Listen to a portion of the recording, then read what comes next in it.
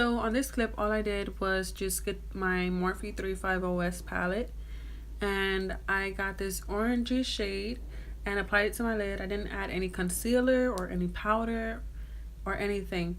So I just added it onto my eyelid and started blending it out.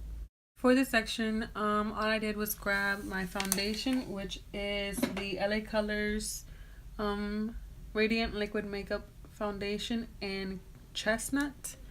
And then I also added 2 concealers, which is one from Wet n Wild, and then the other one is the Smashbox Studio Skin 24-Hour Waterproof Concealer. And I'm blending those 2 out on my face. So, this is like terrible ass lighting. Hold on. So my camera like stopped, so I'm just like I'm snappy. But this is basically what we have going on. We're gonna add some mascara. So I had to freeze this part, just simply saying that I did contour and highlight, and I used eyeshadows for just those 2. Curler to volumize. Gonna get that extra volume.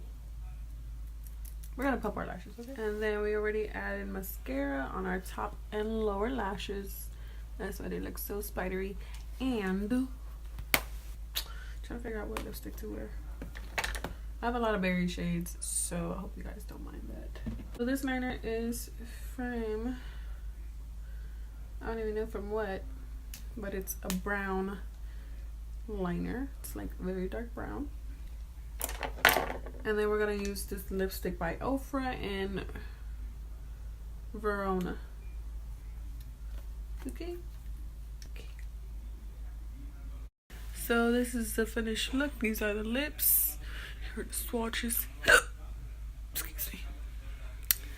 But yeah, I didn't do my brows though.